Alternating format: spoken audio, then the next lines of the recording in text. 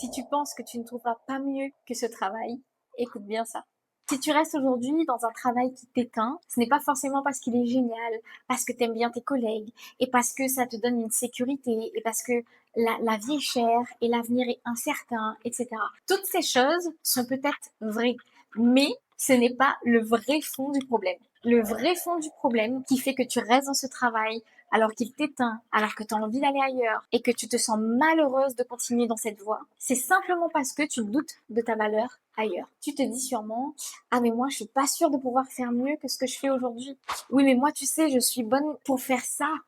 Ailleurs, je sais pas trop si je m'en sortirai. Est-ce que je serai toujours aussi bonne? Est-ce que je serai toujours aussi compétente? Est-ce qu'on va me recruter d'ailleurs?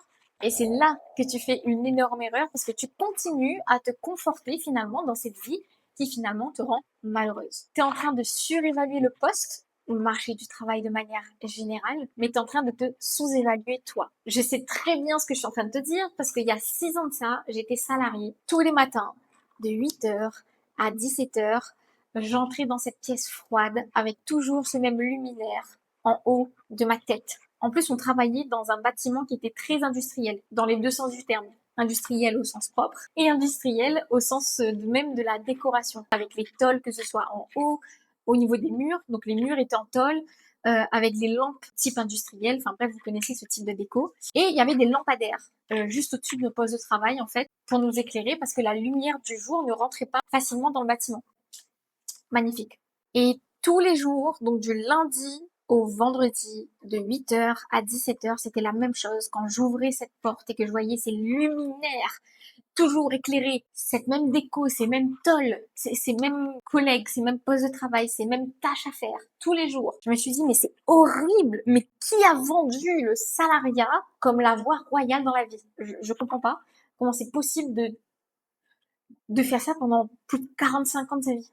C'est horrible. J'ai tenu 6 ans en tout dans le salariat, dans plus de 10 entreprises différentes. Donc oui, j'étais pas très stable salarialement parlant. J'ai testé plein d'entreprises, plein de domaines différents parce que justement, j'étais comme toi, je me disais, non, moi, tu sais, je suis bonne qu'à ça, je me vois pas là-dedans, je fais pas ci, je fais pas ça. Et depuis le début, je me sentais vraiment appelée par l'entrepreneuriat, mais j'étais comme toi, je me disais que moi, je suis bonne qu'à faire ça et pas ça.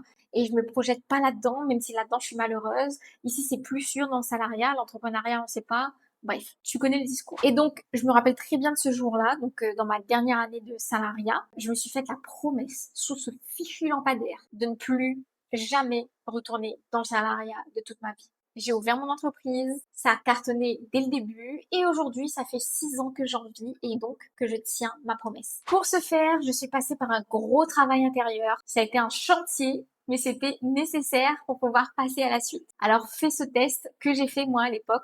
Prends une feuille et liste 5 choses concrètes que ce travail perdrait si toi tu partais. Mais note des vraies choses, des compétences, des choses palpables, des responsabilités, des problèmes que toi seul gères, un regard neuf que tu apportes par rapport à tes collègues par exemple, ou ta hiérarchie. Et une fois que tu l'auras fait, tu sentiras ce petit truc basculer. Tout d'un coup, le poste, tu sais, le poste que tu sacralises tant, il ne va plus être si sacralisé que ça. Il ne va plus être si rare. Ce n'est plus lui qui te donne une chance parce que c'est toi qui apporte de la valeur à ce poste-là, justement. Et donc, tu changes le rapport de force. Et quand tu comprends ça, partir va devenir une évidence. Et moi, j'ai parlé d'entrepreneuriat, mais tu n'es pas obligé de te lancer dans l'entrepreneuriat si c'est quelque chose qui te fait peur ou qui ne fait pas partie de tes rêves ou de tes ambitions. Tu peux très bien être salarié, mais tu peux très bien changer de poste, que ce soit d'entreprise ou de domaine d'activité. Et surtout, tu vas le faire dans une autre posture, dans une autre énergie. Parce que tu as pris conscience que c'est toi qui décides de rester ou de partir. Tu contrôles la situation et ce n'est plus elle qui te contrôle. N'oublie pas de t'abonner à ce compte. Moi, c'est Alexandra et je t'aide à ne plus subir ton environnement, ton travail, tes relations et ta propre vie.